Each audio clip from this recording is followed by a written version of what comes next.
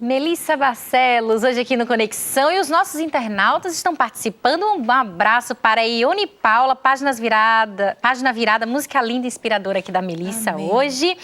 O Rodrigo está participando com a gente também, interagindo. Daqui a pouquinho eu vou ler a sua pergunta também, Rodrigo. Um abraço para o Bruno Daniel, que está conectado com a gente.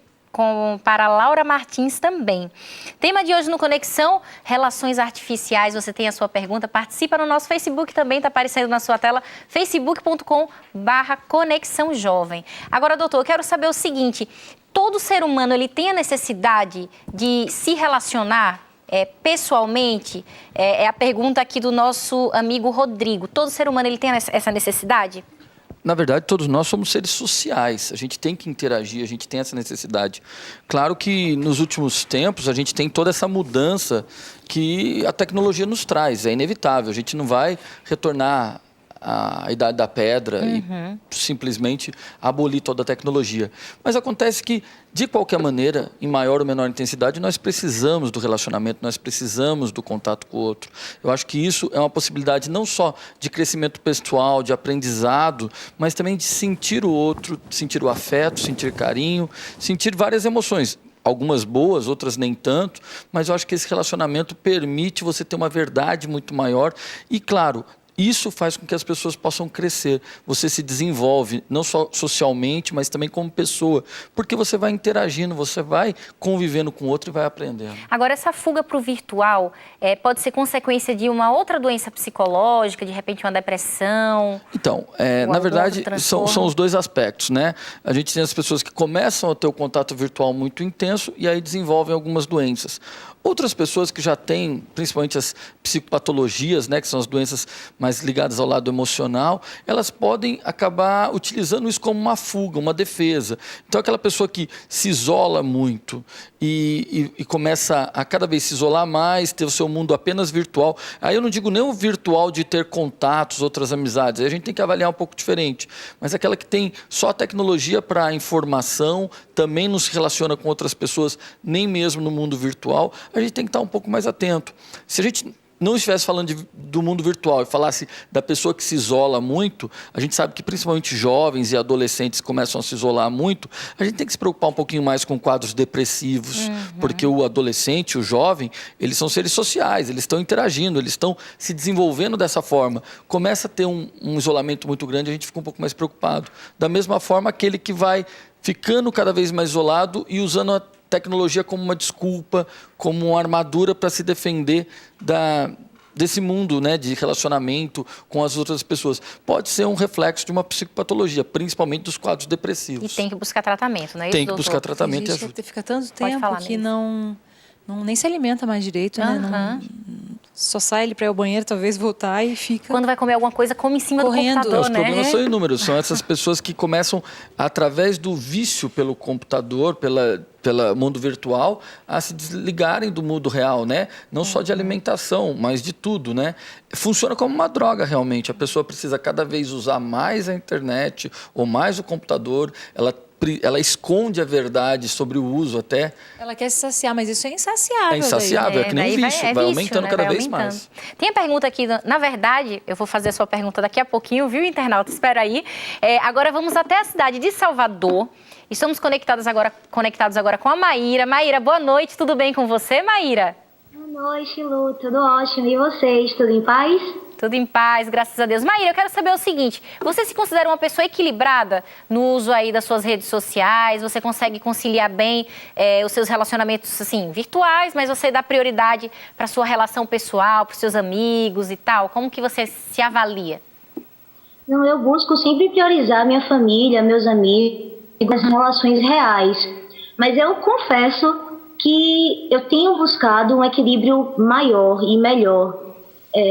Talvez por conta da rotina de trabalho, da própria necessidade da vida, que nos obriga a utilizar esses meios tecnológicos quase que obrigatoriamente. Isso acaba se agregando de uma maneira à nossa rotina que, por vezes, nós não conseguimos viver sem eles, né? Muito embora eles não façam parte de nós, eles acabam entrando pelos poros de alguma maneira, enfim. eu tenho buscado esse equilíbrio e buscado o domínio próprio, na verdade, né? Que é um fruto do espírito também. Agora, você conseguiu racionalizar, né? E saber, assim, que você precisava ter um tempo para suas relações sociais e pessoais. Mas tem gente que nem consegue identificar a necessidade, né? E que está perdendo tanto tempo no meio virtual. Agora, Maíra, você tem uma pergunta aqui para o nosso especialista da noite, o Dr. Williams? Tenho sim. Doutor, é o seguinte, eu sou leiga na área de saúde, então pode ser uma percepção equivocada, mas eu acho que muitas pessoas podem ter a mesma dúvida que eu. Porque quando nós pensamos em vícios, nós geralmente atrelamos a cigarro, a bebida alcoólica, a outros tipos de drogas, jogos.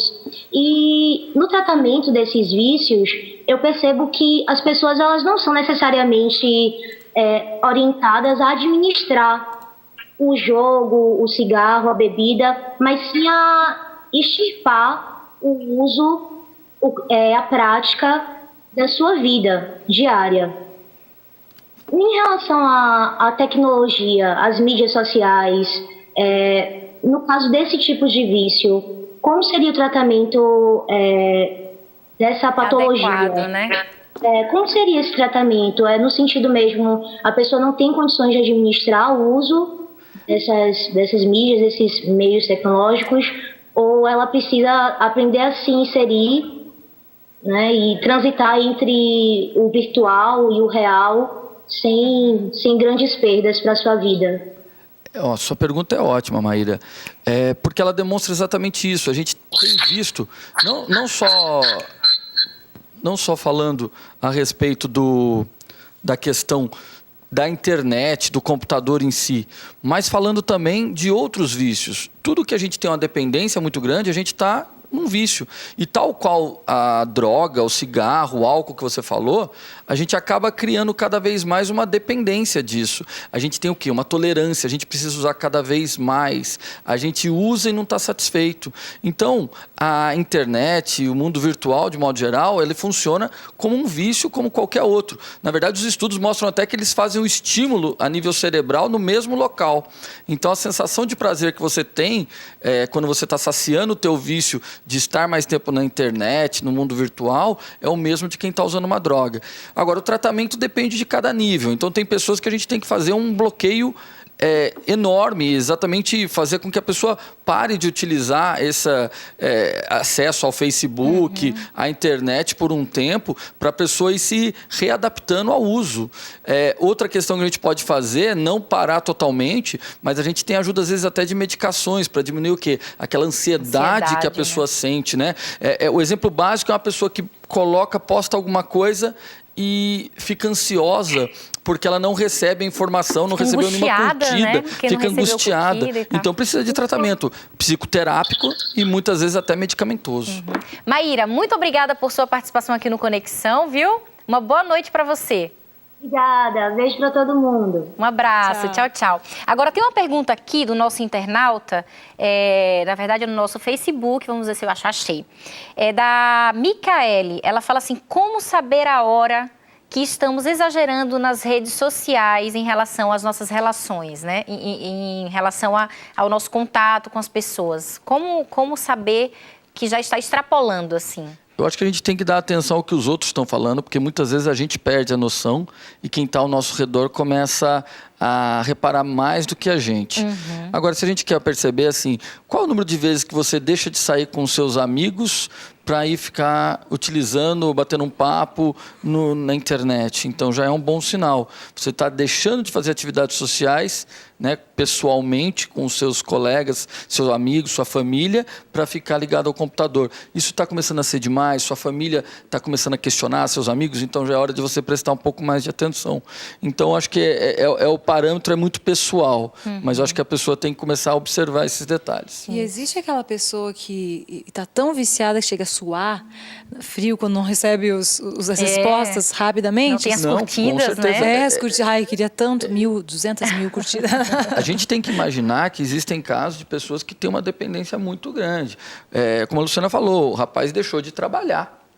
Ele não trabalhava mais porque ele não tinha um bom acesso à internet naquele local. E a pessoa sente essa necessidade. É como se falasse assim, olha, você não vai ter acesso à internet agora. A pessoa fica com todos os sintomas físicos mesmo. Fica estressada, fica agoniada, fica angustiado. Então, quer dizer, realmente é um vício que acaba a gente desenvolvendo. Fica até agressiva? Pode ficar, depende de... Cada um vai desenvolver de uma maneira, né, o seu sintoma. Tem o que fica mais depressivo, a agressividade muitas vezes é um sintoma de uma depressão, então ela pode exacerbar dessa maneira, vai depender de cada pessoa. Agora, claro, existem casos que, óbvio, tem que ter um tratamento com profissionais e tal, mas antes, né, de chegar a esse ponto, a Maíra, ela tocou num ponto interessante, que é a questão do domínio próprio, né, do autocontrole. É você racionalizar mesmo, porque às vezes a gente nem percebe o tempo que você está investindo, você está ali no celular, né? Deitou para dormir e daqui a pouco passaram-se horas e você está ali. Qual que é a importância, Melissa, de você ter esse autocontrole e o domínio próprio de forma consciente, né? Lógico, não dá para ter domínio próprio sem estar consciente, né? Sim. Mas de você adotar prestar atenção no que você vai fazendo durante o dia, né? Exatamente. Eu acho que da forma como você falou, observando o que os outros estão dizendo, já é um ponto muito favorável assim para você adquirir esse domínio, né? Lá em casa mesmo a gente optou por no caso, acessar a internet e outros meios, assim, juntos, eu e meu esposo. Pela questão até de um ajudar o outro, né, a poder controlar mesmo isso. Porque é uma coisa que vicia, realmente. Você quer ver, você quer postar, você quer saber dos outros, né? E uma coisa que eu não tenho feito é isso, na verdade, buscar, como no meu ministério, eu gosto mais de dar informação, de mostrar o que eu estou fazendo no ministério, do que ficar muito nas páginas dos outros, porque daí é infinito, né? O tempo que você vai passar ali. Então, esse domínio próprio, você tem que exercitar todos os dias mesmo, de definir. Hoje eu vou fazer tal coisa, vai postar tanto tempo, enfim, não ficar ali horas e horas a fio, porque aí não tem como, né? Tem gente que está dentro de casa, né? Uma pessoa está na sala, outra no quarto, todo mundo conversando por WhatsApp. Não se fala mais. O típico é quando você vai num restaurante, numa lanchonete, às vezes você tem 4 pessoas na mesa, cada um olhando para o seu celular. Quer dizer, ninguém está conversando um com o outro sentado na mesma mesa. Isso chega a ser um absurdo. Eu vi uma família toda, às vezes, na recepção de hotel, assim, era de várias idades, né? O pai, a mãe, vários filhos, todos com o seu celular, o tablet e tal. E eu fiquei, gente, é muita informação que tem nessas cabecinhas aí agora rolando, porque... Agora, doutor, de repente algum jovem está nos assistindo agora e detectou, opa, a luzinha acendeu aqui, de repente eu estou exagerando, estou deixando de passear com os meus amigos para ficar em casa e tal. Qual que é o que ele deve fazer, né? Qual que é a orientação que você dá? Eu acho que se você conseguir perceber que realmente alguma coisa está saindo do comum, do normal, eu acho que você pensar assim, eu preciso de ter o quê? Uma vida saudável. Vida saudável implica várias questões. Desde sair para fazer uma atividade física, se mexer, porque o computador você fica sedentário, parado, às vezes se alimentando mal porque você come qualquer coisa para ficar ali no computador, quer comer rápido para aproveitar o tempo, fica com uma postura inadequada muitas vezes. Então a gente tem que pensar assim, vou buscar saúde, tanto física, falar assim, eu vou desligar o computador, vou fazer uma caminhada, vou ligar para os meus amigos, fazer uma caminhada junto com eles. E também pensar na questão social. O ser humano é um indivíduo social por natureza. Então eu vou sair com os meus amigos, eu vou para um show, eu vou para qualquer lugar, eu vou onde o grupo se reúne para estar com eles, para trocar experiência. Eu acho que isso é o mais importante. Se você notou que você realmente está ficando demais na internet, no computador, seja lá por qualquer motivo, busque seus amigos, busque as pessoas para fazer atividade física, fazer relação social, porque eu acho que isso é o mais importante. E se a pessoa não consegue mais, o que ela tem que fazer? Aí é bom começar a pensar em procurar uma ajuda. Muitas vezes um psicólogo pode ajudar, né, para trabalhar a questão dessa ansiedade, do transtorno compulsivo que isso está começando a se tornar. E aí esse profissional vai poder avaliar se é uma questão de buscar um médico para tomar algum medicamento ou se simplesmente uma terapia pode ajudar.